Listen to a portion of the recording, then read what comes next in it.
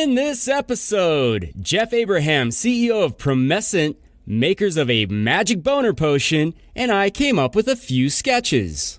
Semiconductor sales, because that's what you did, but just kind of like a preface to everything that you do later on in your life, just constantly using sexual innuendo in your sales pitches for semiconductors, for getting to heaven and seeing 47 virgins and just going, nah, and then asking if there's something else that you could get, like 47 sandwiches or something.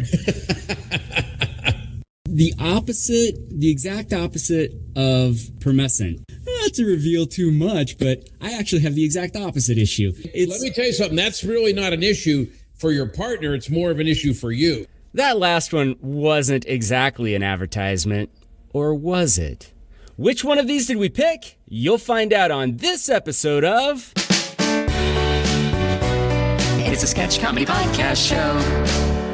Welcome to Sketch Comedy Podcast Show, the one-of-a-kind show where I, Stuart Rice, invite interesting people to have intriguing conversations and then improvise a comedy sketch based on what we talked about. It's the only show like it on the internet. You know, sometimes we just need a little help. For instance, I recently had to buy some frogs for the family, and we had to buy all the things that go along with that. You know, the tank, the filter, the rocks, the actual frogs, etc. We didn't know how to do it, so we sought the aid of the person at the pet store. That's a good example. What if your issue was that you couldn't help yourself from jizzing too quickly? Maybe, in that case, you would seek the assistance of this episode's guest. Jeff Abraham was a successful tech exec who decided that, in order to make a dent in the universe and the world a better place, he would need to help men from popping too quickly. So, after retiring from semiconductors, he went to work developing a spray for delay so that gentlemen could last longer and give them and their partners an opportunity to enjoy sex more. It worked! Now Jeff is busier than when he was slinging silicone. We talk about developing this spray and why Jeff thought that it was such a necessity for the world. We also talk about lifestyles and how he learned about diversity, which is why he's such an advocate for BLM, feminism, and smoking pot. If you think the CEO of your company is pretty lame, Jeff gives you hope that there are some cool CEOs out there. It's a pretty great story. And now, my conversation with Jeff Abraham, CEO of Promescent, makers of a magic boner potion. Jeff, thanks so much for joining us. How you doing? My pleasure. Excellent. I'm doing really well. It's a pleasure to be on. Oh, it's a pleasure to have you on. I've got a quick question for you. Sure. What makes you interesting?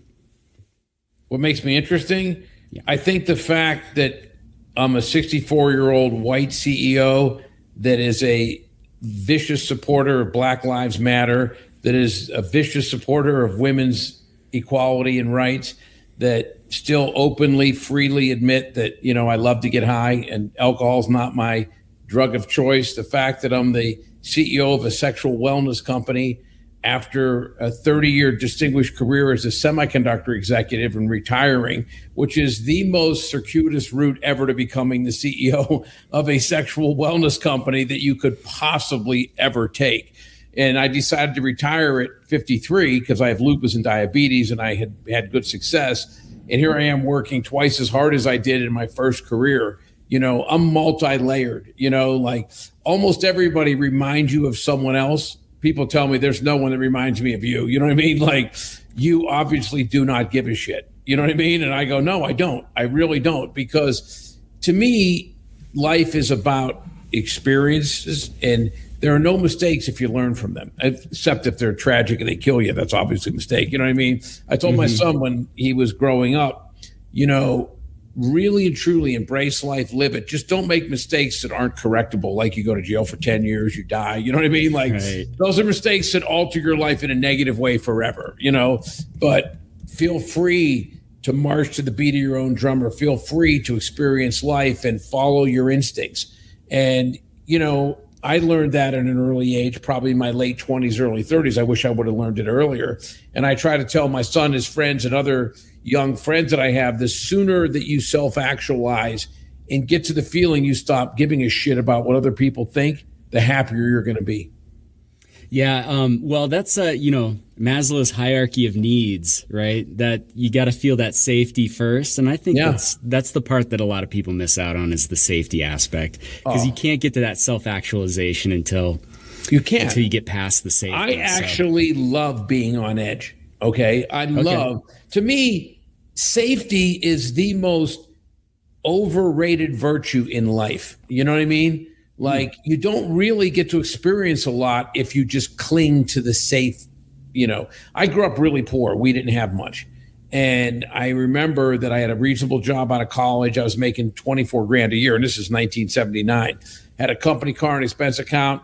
Like, my relatives thought I was Warren Buffett. I quit, bought a one-way ticket, flew to California. Like, oh my God. I'm like, trust me, there's more to life. And within 10 years, I had been extremely successful, and I was making 170 grand a year. And this was in 1989. Company car, expense account, whole thing. And oh my God, you've made it. And I walked away and started my own company from scratch. Everyone was freaking out.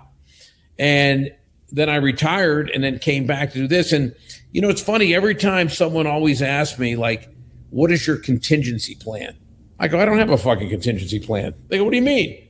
I go, if you have a contingency plan, you go, well, if things don't work out well, this is my fallback position. This thing is shit. First time that shit starts going bad, you turn around. Okay, should I pull the ripcord? No. You want to start something, put your heart and soul into it. The question isn't whether you're going to succeed. It's what it takes to succeed. You turn around, instead of having a limb or, a contingency plan, you saw it off behind you and you go, I'm in. Okay. I will do whatever it takes to make this successful. That's always been my approach. And fortunately for me, it's worked. If it wouldn't have worked, I would have said, shit, I should have had a contingency. Probably a little different, different worldview, right? I always made it work. So, I'm going to quit after this one just so I don't press my luck. You know what I mean? Right. My whole life, I didn't need a contingency plan. And if I fucking blow it, then they'll go, you idiot, you got lucky the first 3 times. You know what I mean? So I'm not going to push it after this. Well, let's talk about pushing it, because you did talk about being a advocate for female rights, right? Yes. And it sounds like you're a big advocate for female rights in the bedroom, because you came up with a thing that guys might be very interested in, correct? Yeah. Our first product was a male delay spray, and it allowed men to extend their time to achieve climax. And so they were able to have a much longer duration of intercourse prior to ejaculating.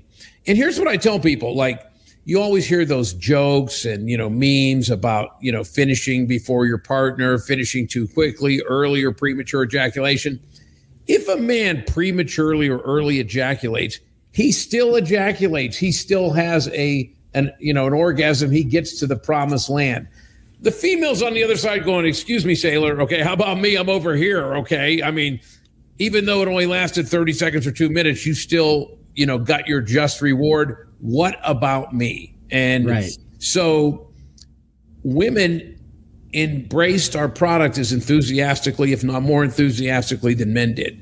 And there's another myth that is very misplaced, that a lot of people think that a man who doesn't last long enough doesn't want to satisfy his partner, doesn't care about his partner. Nothing could be further from the truth. Every man wants that feeling like, I am taking care of my woman. It's an animalistic instinct. No matter what anyone tells you, they are lying if they say they don't feel better after having quality orgasms and providing them for their partner as well. Okay, every man wants to feel like William the Conqueror. You know what I mean? Like, I came, I saw, I conquered. Every man, most of them don't do it, but some of them might still. After giving a woman a tremendous orgasm, wants to get out, stand up and beat his chest and go, how's that doing? You know what I mean? Like, it's just part of who we are. That's why there's so many people in the world. Okay, it's a great feeling to procreate and, to have sex and have orgasms. And I will tell you this, I think there'd be a lot less violence and road rage in the world and everything else if more people were having consistent quality orgasms. I think there's a reason why people fly planes into buildings and suicide bombers, and there are always some religious clowns that fucking don't believe in premarital sex, you know what I mean? And think that by doing that, they get 47 virgins, you know what I mean? Or whatever the number is, or 17 when they go to heaven. Personally, I've never really kind of bought into that. okay, maybe give me one version. After that, can I have a little bit of experience? You know what I mean? I never understood that. I mean, basically, you're going to be in a room or a palace or wherever you end up, but you're going to be with a bunch of people that are going to look at it like in a scared manner, and they're going to be very pensive. Not only that, if they have no experience, I'd be like, hey, hon, a little less teeth. You know what I mean? Like, you know what I mean? Like, and I don't want to be like having a nickname of Buster Hyman. You know what I mean? Like, that's all I do. Like, every single time it's like, it's going to be traumatic. Oh my God, you're going to think about me forever. Because I remember when I was in college, there were a couple occasions where, we got to the point where we're about to have sex, and my partner at the time was like, oh, I've never been with someone before. I'm like, okay, I don't think it's a good idea, because your first should be special. You're going to remember it. You know what I mean? Like, and this doesn't mean anything to me, kind of thing. You know what I mean? So I'm not sure if someone say to me, you're going to get a reward of 17 versions. I'd be like, how about 17 Victoria's Secret supermodels? You know what I mean? Like, right. That would be a lot better, because I'm assuming they have some experience and, might, be able to teach me a few things, you know what I mean? Rather than me feeling like I'm a teacher, that kind of a thing. So, well, I mean, I guess the one aspect of that is sort of like you're talking about, like, I guess you get that feeling of conquering something brand new, right? Like maybe that's the appeal. But honestly, I've never been with a virgin, and Same here. Nope. Twice I had the situation. I was like, no. I think you need to find someone a little more into this. You know what I mean? Like, pump the brakes. No, not my thing. Never have been. The idea of 17 in a row, I'd be like, whoa, okay, can we throw a pro in here? You know what I mean? Like, just to break it up a little bit. But I mean, maybe those guys are going to be quick, right? So it's like 2 minutes each. Good and then point. All of a sudden, if they've been saving it up all these times, they'd be in and out. You know what I mean? Like, yeah, exactly. And those poor virgins, like, that's their first experience, is this like really rotten, he's terrible. Come to think of it, you're right. You're going to get, because they're all virgins too, right? The guy that flew the plane into the World Trade Center, you know what I mean? Who's supposedly never had sex, and he's going to be your initiation. Oh, and it's heaven for them too, right? Like that's their version of heaven. Like, that's my version of hell. Terrible. You know what I mean? Yeah, exactly. I mean, seriously, we want someone in that relationship having a proof of purchase. You know what I mean? Somebody in there having just a little bit of street cred. You know what I mean? Like, I've been around at least halfway around the block once before. Maybe not all the way around, but halfway. Right. So now you came up with this formula, right? You came up with this stuff found I was in the early formulation of the product. It was actually my good friend, my next door neighbor, and my doctor, who was a urologist, who developed the product. Dr. Ronald Gilbert, who was a urologist at Hoag Hospital, Newport Beach. So he's the one who was the real genius behind the product. And I was the business mind that made it successful. But the idea of me actually formulating something, not likely, not in this lifetime or the next. Now, if I did that, maybe I could ask for 17 Victoria's Secret supermodels. There you go. It would be such an accomplishment for me to have the scientific mind to do that. It would be a real long shot. But I'd give it a go if that was waiting for me at the end. You'd As be a matter of lab fact, coat, thick goggles, lab whatever coat, it took. one of those charts with the whatever those things are, the formulas on the back of all the elements and everything. As a matter of fact, if truth be told, you give me one, what's her name, Olivia Culpo, or you know what I mean, like just throw in Alexandria Ambrosia, just one of them will work, you know what I mean, and I'll go right to work. Right. I'll go right to the left. I mean, money's nice, but let's face it, what are we using the money for? That's what I'm saying. A friend of mine had this conversation. This was about a year ago.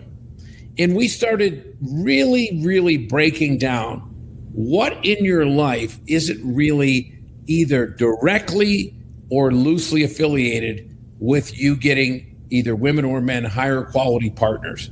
Okay?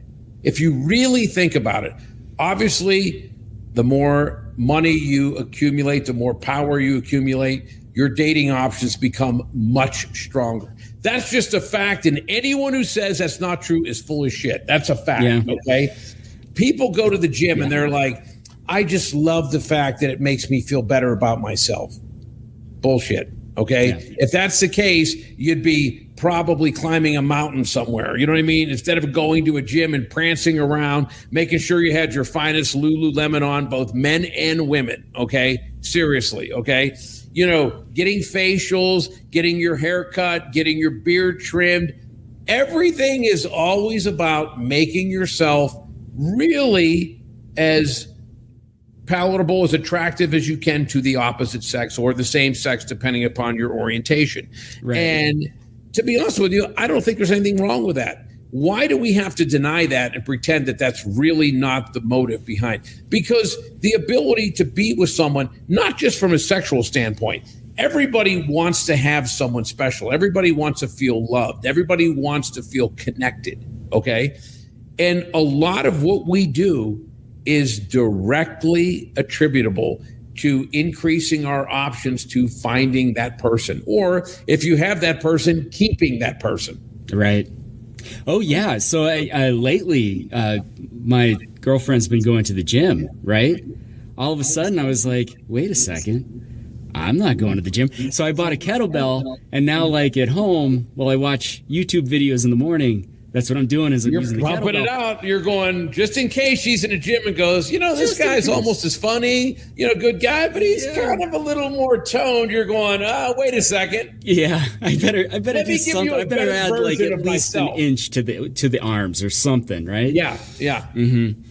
Yeah, no, that's 100% true. I actually agree with you. And I actually also agree with you on, I think I wish sex work and all of those types of things, like those are important things I wish we could integrate into our society in a safe manner. There were certain things, if there's one thing that prohibition taught us, you can't legislate morality.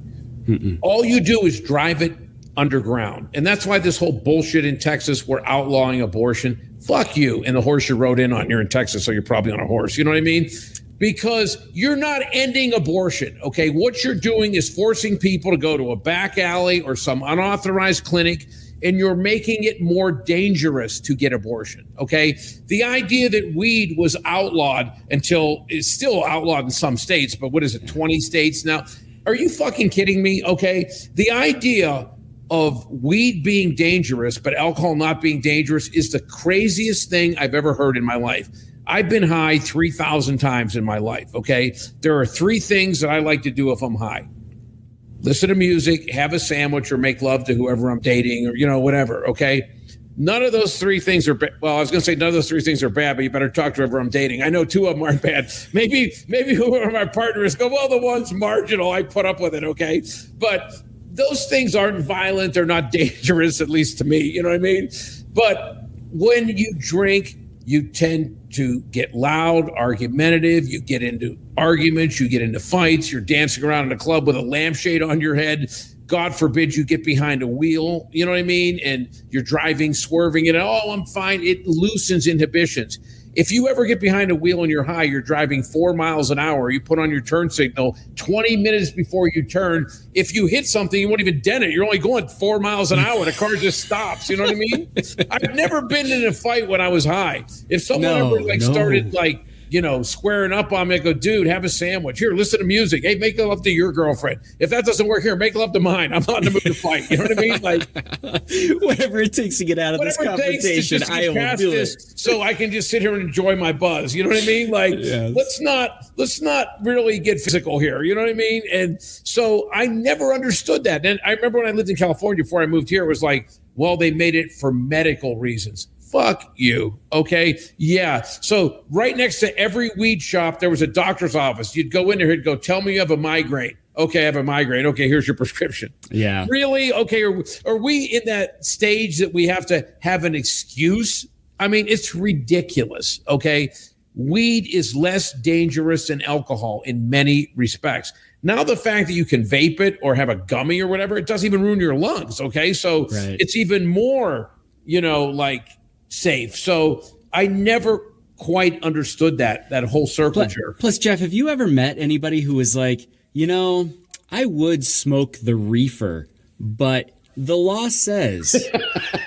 No one's I've never met No that one. person that was like, one. oh, I'd be really into it, but the law. The No. law, yeah. I would really like to, hit up the vape right now, but I'm not sure it's legal in this county. Yeah. I nope. hit the vape first without any question, and I don't give a shit, okay? Right. Whatever the fine is, I'll, whatever, But it's interesting you brought up with the abortion, because I actually have friends that will travel to states where abortion is less like Texas or like any place else. Texas just more recently, because they just did that crazy thing where it's 6 weeks.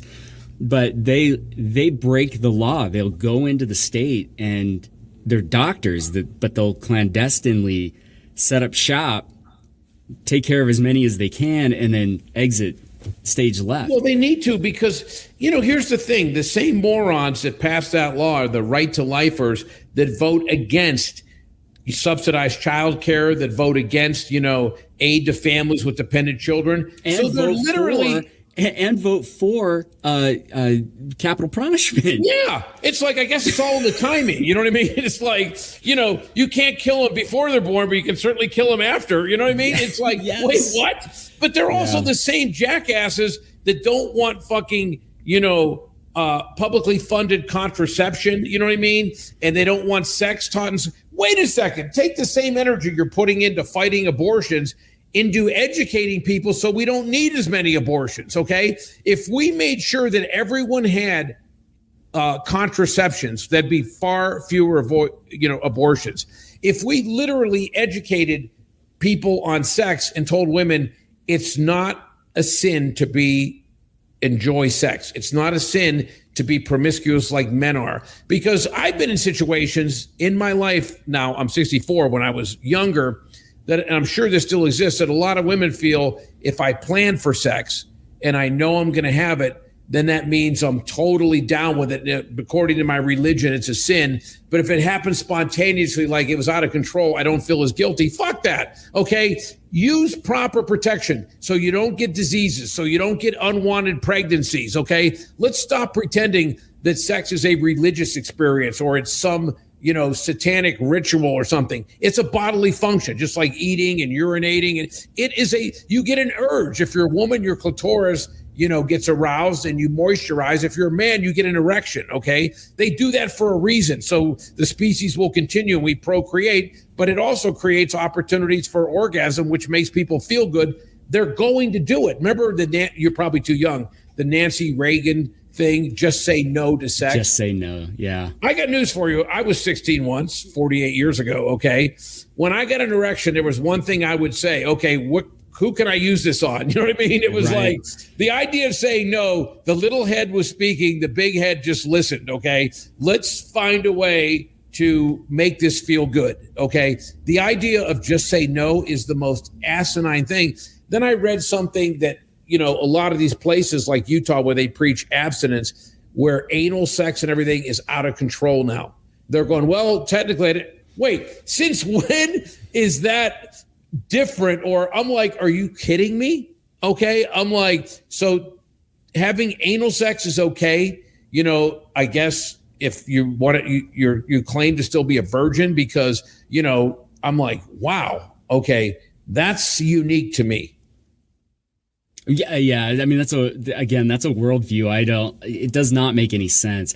And I don't know why we tend to, I mean, I get religion, but like, why is that such what brought that about? Why was sex, why were things seen as a bad thing? I can't figure it out. I remember in, I think it was 2007 or 2008, right when the AIDS epidemic was still really prevalent. The Pope was in Africa telling people that using condoms was against the Catholic religion. They weren't being good Catholics by using condoms. Yeah. I lost my mind. So I made this post on social media and I said, why the fuck is the Pope over here in a country where 22% of the people at the time had AIDS telling people not to use condoms during sex? I said he needs to look at his own flock in his own congregation and understand why they wear dresses and pointy hats and they're all fingering altar boys, okay? Rather than, cast shame on people trying to practice same sex. Needless to say, I lost a few Catholic friends over that, but I didn't give a shit, okay? Because to me, it was the truth, okay? If something is true and it upsets you, you need to examine why the truth upsets you or why the truth makes you unhappy or sad. You really do, okay? Now, if someone's saying something that is unfounded, it's not true, but it was true. The Pope was in Africa telling people not to use condoms when AIDS was rampant in Africa. The idea that the Catholic Church had an insane amount of pedophilia was an established fact, okay? That wasn't, the Archdiocese in Southern California, not in the nation, in Southern California, paid $555 million in settlements, okay? What does that tell you? If one small diocese is on the hook for $500 million, first thing it tells me is that's not a church, that's a business. If one diocese can pay $550 million, how are they tax exempt, okay? Right. How prevalent is the issue when literally one area goes, yeah, we have liability of $500 million. And then you read about how when they found out that certain priests were pedophiles, they let them continue to be priests. They just transferred them into another district. I'm like, can you imagine if that would have been, the Boy Scouts or AYSO, youth soccer or Pop Warner football? They'd all be in jail and they would have stripped and broken up the organization. But, because it's religion, people are like, oh, I don't want to take that on. You know what I mean? We need to take on injustice wherever it's at and clean it up. I'm not saying the Catholic Church had to go away, but they had to own it, okay? And we had to make sure it could never happen again, ever. Because is there any situation that you ever put more faith in when you take your child to a church and go, the priest is your conduit to God. You do whatever he tells you to do. Talk about putting kids in a vulnerable position. Yeah. I have a couple thoughts. Number one, I totally agree with you is with that, knowing that they could pay $550 million, like what's going on with the tax exempt status? That's the Southern California diocese. That's not the United States. Okay. Right. And then the other thing I'm thinking of is, God damn it, why wasn't I a Catholic kid? Because, man, I would have been set. Your attitude on all of this stuff really kind of comes out, and probably most recently with the BLM movement. Oh, right. Tell us about your BLM. Like, what's your experience with it, and what's your stance? I grew up in an area that was 80% white and 20% black. I grew up in a little rural coal mining town in southwestern Pennsylvania, south of Pittsburgh, near the Ohio, West Virginia, Pennsylvania border. And when I was in high school, the 20% of black kids kept themselves. They lived in their own area. The 80% of white kids kept themselves. They lived in their own area. And there was absolute mistrust. You know what I mean? And it was like, you keep to your side. We'll keep. I never understood that. I'm like, they're human beings. They're just like us. They happen to have, a little darker complexion. And I was a person that always made friends with the, people. And at first, a lot of people in the black community where I live were like, what's this guy's motive? And eventually they were like, he doesn't have a motive. He's not judging anyone. I just felt like, why would I want to close myself off to 20% of people? And we didn't have Asian people. We didn't have Hispanic people. We didn't have anything other than white people and black people. And I thought, we're all people. We're all the same. We're all 18, 17, 16, 15-year-old kids. Why in the hell are we keeping to ourselves? That kind of a thing. And then after I graduated, I moved to Southern California. It was a virtual melting pot. Okay. There's no majority of anything when you're in Southern California. It is, I lived in Huntington Beach, and I really enjoyed that. I enjoyed not only interacting with a lot of people, but I also enjoyed different cultures, different foods, learning. And whenever I meet someone that wasn't born here, I always ask them, what do you think of this country before you came here? Then what is better, what's worse than you thought of now that you're here? I'm just always curious.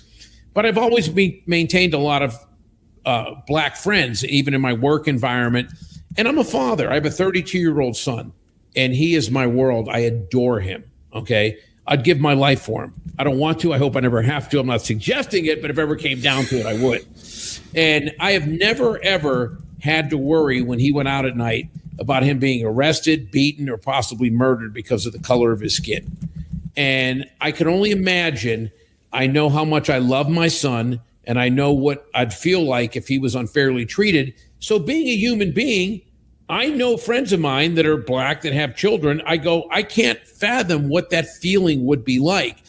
And I know that I've been in situations where I've heard the N-word used by people that, you'd never in a million years think that they were prejudiced. You'd never think that, but they don't hesitate. You know what I mean? And when I took my son back to Pennsylvania, a lot of times when he was young, would be watching, sporting events, and, he'd hear some people there, oh, look at that N-word, I remember my son was like, whoa, and we were flying back to Pennsylvania. He was like 6. He goes, Dad, because he wasn't raised in that kind of environment. You know what I mean? He's like, what is it? I said, Nick, they're not bad people. They're just ignorant. Okay. They've never taken the time to interact with people of any other race or ethnicity or that kind of a thing. So that leads to preconceived notions that anything different is negative, And the one thing my life has taught me, and I tell people this, anyone who knows me well will definitely, assure you this is the case. I consider myself an equal opportunity abuser. I make fun of everybody. You know what I mean? Because life is too short to take yourself too seriously. And if there's one thing my life has taught me, that there are just as many good percentage-wise people that are white, black, Asian, Indian, Latino, and there are just as many assholes. In fact, there's a lot more assholes that are white in my experience because there's a lot more entitlement. Like, we deserve this.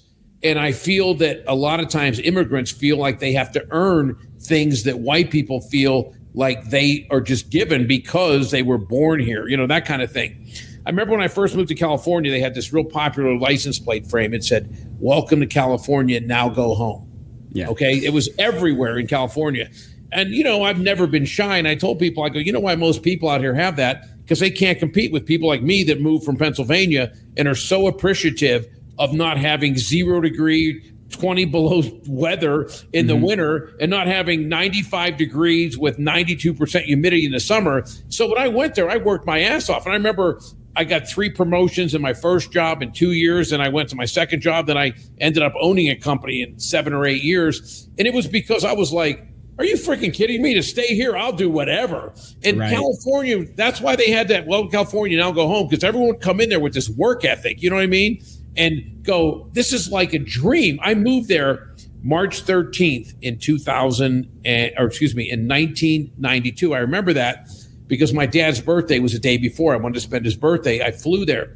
I left Pennsylvania. It was 3 below zero and it was sleeting outside. Okay. I literally went to take a piss on the airplane. I had like 4 flies. I had my long underwear, sweatpants, jeans, you know what I mean? Snowsuit. I remember as we flew, and I was really poor, and I bought a one-way ticket to fly there. So we flew from Pittsburgh to Cincinnati, from Cincinnati to Detroit, from Detroit to Chicago. I went, wait, we're going the wrong way. You know what I mean? It took like 6 stops to get there. Then we got there. And I remember my friend picked me up at the airport, and we're driving.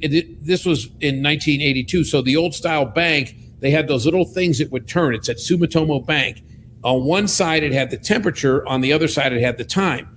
I'll never forget this. It said 12:03 a.m. It turned around 73 degrees. And I'll never forget, I went, did I just fly into a time warp or another universe? I left. It was, below zero. It's fucking midnight. It's 73 degrees. Yeah. I woke up the next day. It was like 58 or whatever. I remember there were people with down jackets, Ugg boots on. I'm in shorts and a tank top. I'm like, oh my God, it's summer, and I remember thinking, I'm never leaving. Okay. How in the world, why does anyone live back there when this is available? Growing up, I grew up in California. I had no idea. I would see pictures of Buffalo, and if the football game was on and they played in Buffalo, I'd be like, why do people live there? They don't have to. Well, I remember one of the reasons I moved, I remember watching every year. I'd watch the Rose Bowl. Okay. Yeah. Oh, And I'm It's sitting there. January. It's beautiful. It's fucking below zero, okay? And it's sleeting, it's snowing, and everyone's in fucking parkas. All you do is run to the car, run. I'm watching the Rose Bowl. Here's the USC Song Girls, freaking gorgeous in their little skirts, and the UCLA cheerleaders. It's sunny, it's 70 degrees. I'm like, where is that? Okay, I was like, why am I not there? So the first chance I had the ability to graduate from college and move, I was like, get me out of here. And I moved to California. Yeah, my dad did the same thing. He was back in Pennsylvania, and he got a chance to come out to California, and he was like, "Oh yeah, no, this is silly. I'm gonna be here." Which part? He was near Philly. Okay. So, yeah. Opposite side of the state. That's a little bit. It's a little more wealth on the other side. Philly has it's a little more upscale than Pittsburgh. But although Pittsburgh now, when I left, it was kind of downtrodden. But it's not coal and steel anymore. It's buy a farm, you know what I mean? Software. Right. Pittsburgh's made a real resurgence. Yeah. All right. Well, it has been it's been a little over a half hour. This has been delightful. Yeah, I know. I feel like I'm just sitting here bullshit with a friend of mine. You know what I mean? I know. It's kind of a wonderful show. It's the best way to have a podcast. So now we got to come up with a sketch. Truth be told, I would drop everything and move to Vegas and work for Jeff if he asked, because I love what his company is doing. He's a great dude, and I think it would be just a blast. Maybe you just want to check out the things that Promescent has, and I tell you what, you should definitely go to the website. It is one of the best sexual health websites I've ever seen. It's welcoming, it is professional, and you can tell that there is care and knowledge put behind it. So, Jeff, tell us where you can find more stuff out about Promescent. We have a website, the link, it's www.promescent.com. We talked about the male delay spray, but we have lubes, we have condoms, we have VitaFlux, which is a nitric oxide supplement. We have PE wipes, before and after wipes. We have female arousal gel. We have vibrators. We have toys. And I always tell people, because we're in Target with our delay spray, we're in Walmart with our delay spray, full product line in GNC. But I always tell people, go to the site first, okay? Because you're going to find clinical trials. You're going to find instructional videos. Number one, you'll find out which products work for you for the right reasons. Number two, you'll find out the proper way to use them to get the best experience. And then if you decide that you want them from us, there's free shipping, full 60-day money-back guarantee. So we ship 7 days a week. So go to Promescent.com. The link is in the show notes, and check out what they've got. It's pretty amazing. And now, our sketch. Are they experienced? In 3, 2,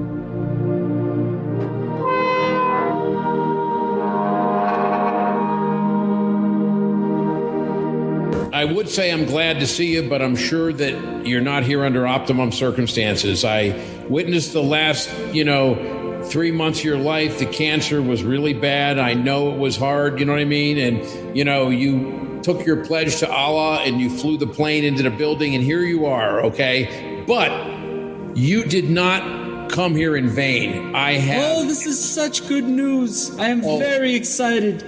You deserve it, my friend. That plane was very hot. When we ran into the building, it was very hot. Praise be Allah, okay?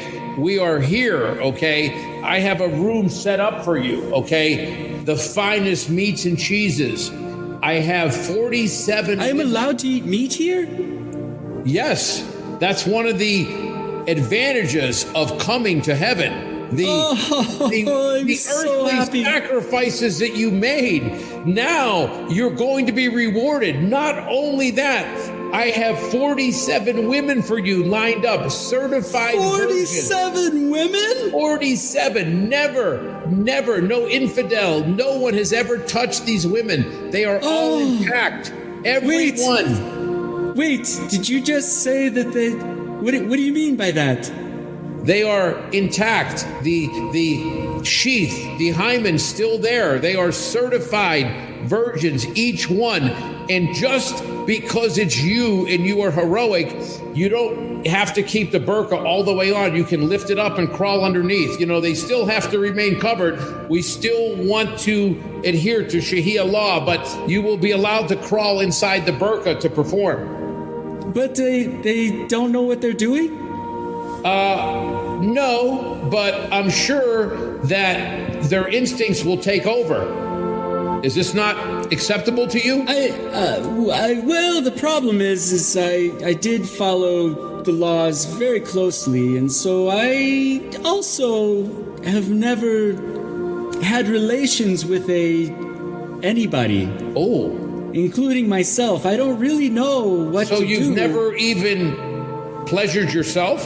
No, I figured that's how I got here, is I never did any of the things that some of my friends did then, and they told me about them, and I was always telling them how dangerous that was. Even though we say that, and even though you see the surveys that they say that, 90% of people maintain their chastity, especially men, we believe that 89% of them were lying. So you are one of the pure 1% who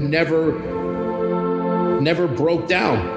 Oh, I wasted my entire life. We just assumed that most people thought that was a rule that we didn't enforce. Oh. Now, have you ever watched the video movies, the pornography? No, I've never done any of it. We wear robes, I hide it, I've got a trapper keeper that I keep all of my Allah notes in, that I put in front of me if I have an issue. I've never had this. Did you have a cell phone? Only to take instructions on how to fly the planes. I didn't know.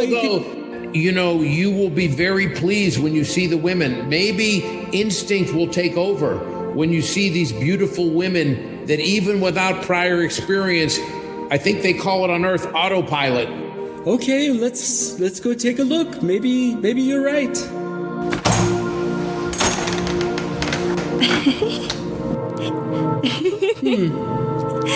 I think I just realized something. Yes? I think I'm gay.